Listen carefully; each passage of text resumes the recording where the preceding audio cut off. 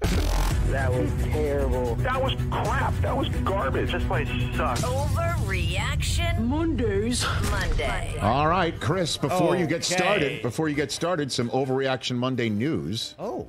You know this already, although you don't know the time of it. I don't. But Fanatics Fest, the great people of Fanatics, is having their first ever Fanatics Fest in the Javits Center in New York City.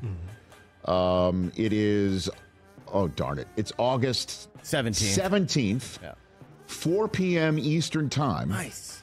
We will be conducting a live edition of Overreaction Monday. So be there, be square. Boom. At the Fanatics Fest.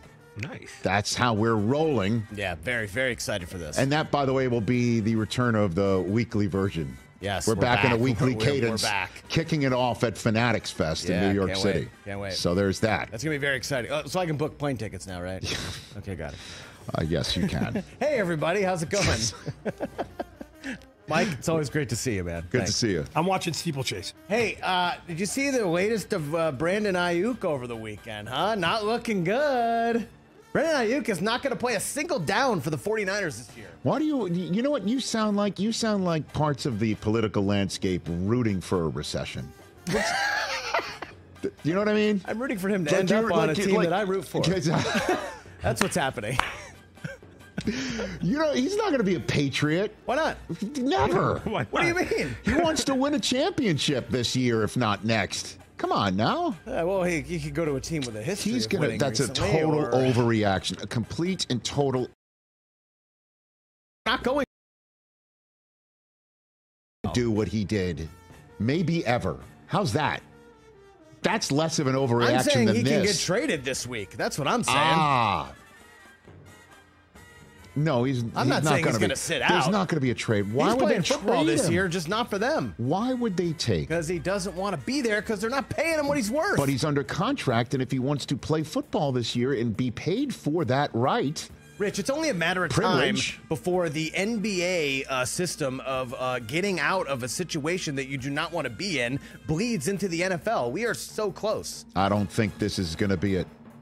I push back. I say this is an overreaction. I would be, how about this? I would be surprised, not stunned, if Monday Night Football hits and Brandon Aiyuk isn't suited up and ready to go for the 49ers. Monday Night Football week 1 against the Jets. That's it. Okay. Yeah. What else? Okay. I'm getting ready for fantasy, TJ. You know, I'm super hyped about this coming football season and fantasy-wise. And one position in particular is so stacked that I think a tight end is going to lead the NFL in touchdown catches this year. That's an interesting one. You think so, huh?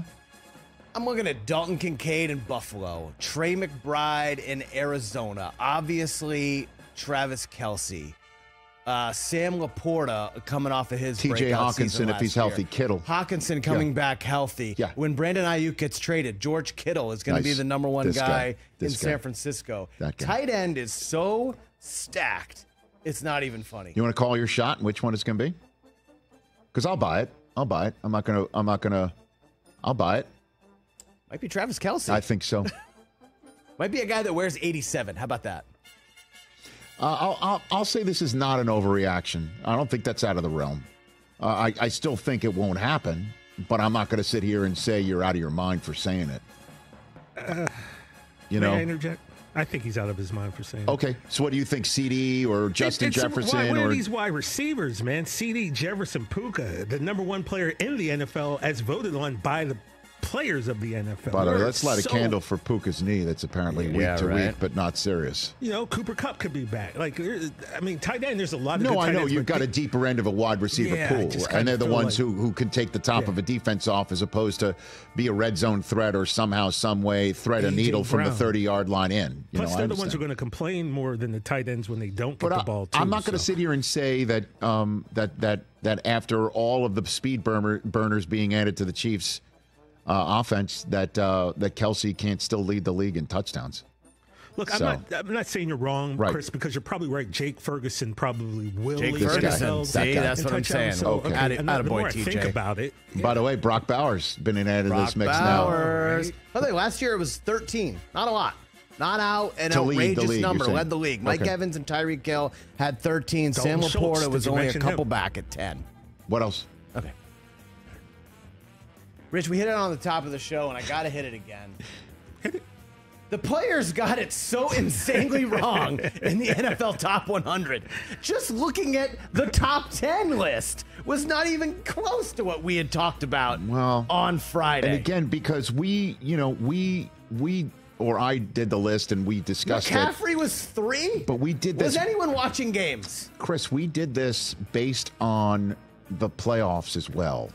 And again, the way I've had it described to me is the ballots are handed to the players in November and then pushed upon them, or it's asked of them with consideration in December before they depart. Most of the league departs for the offseason.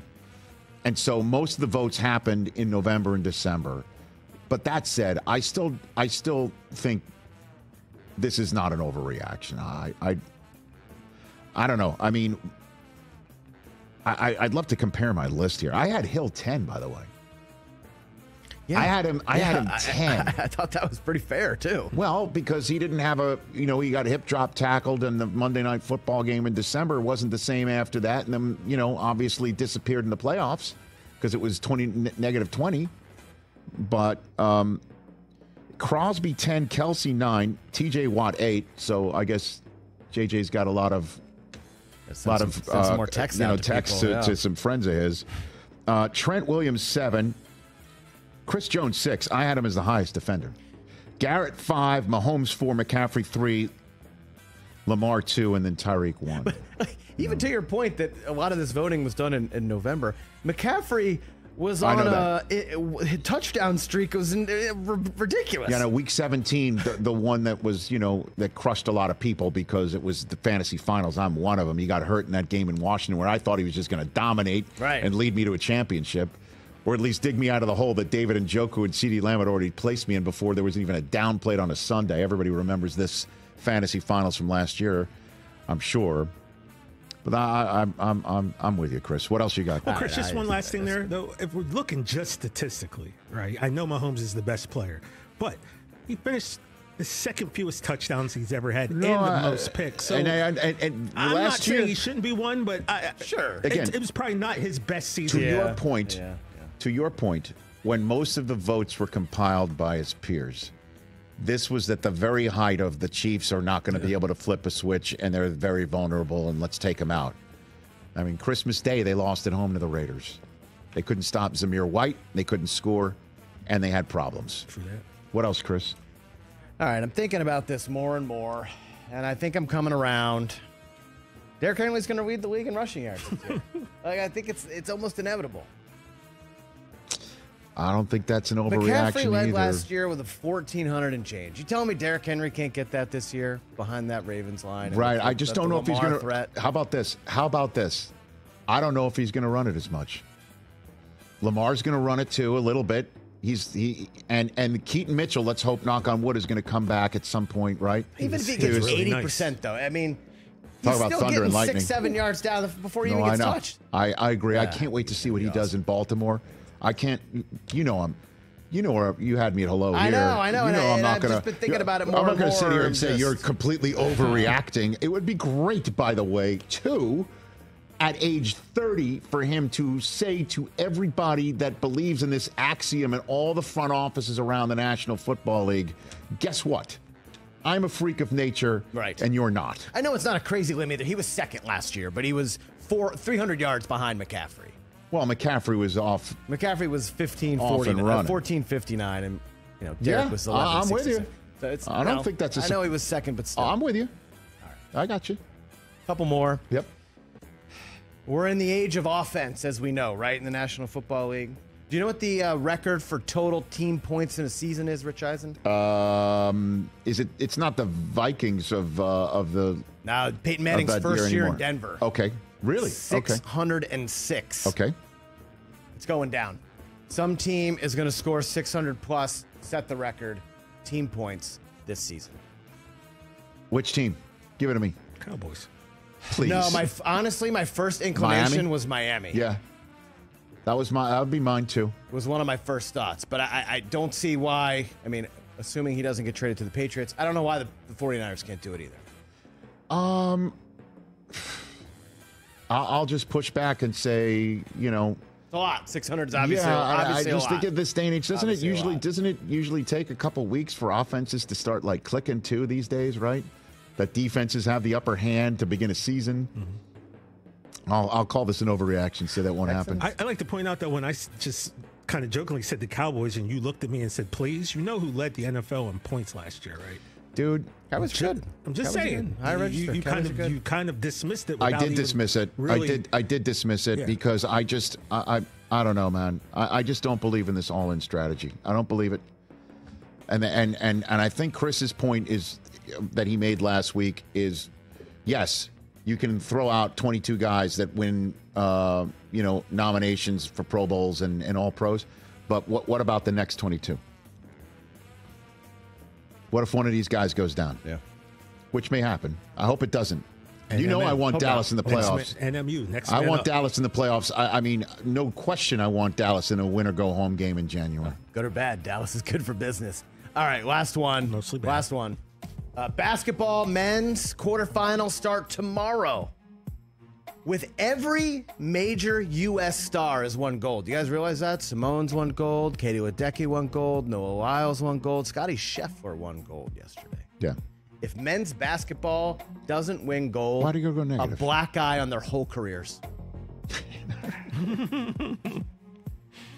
They'll never live this down. I don't care how many championships. I don't care Hall of Fame. You didn't win gold in a year that every U.S. star won gold. Come on. This is the U.S. Olympics. Okay. I choose to see winning gold. I choose to see a glass half full, and I definitely do not believe we will be talking years later when Durant and LeBron are in their dotage and their 50s and 60s. We're still talking about the 04 team that won bronze. Okay, it'll be something. I just not a black eye on their careers. Black eye on careers. Going to ruin guys. Okay. The great thing about this is they're not going to have to worry about it because they're winning gold. By the way, the 04 team, whatever teams that didn't win gold, all of them, did they have to play a Canadian team that was stacked? I mean, seriously. No. There's as many NBA stars on that Canadian team, almost. Come on now. It's a hard title to win. Okay. They better win. 2 Olympics from now, France is coming for the gold medal, and that's a fact. If you are in New York City in a couple of Saturdays from now, 4 Eastern time at Fanatics Fest at the Javits Center, come check us out. Let's go. Yes, indeed. Catch the Rich Eisen Show every single day on the Roku channel, 12 to 3 Eastern, for free.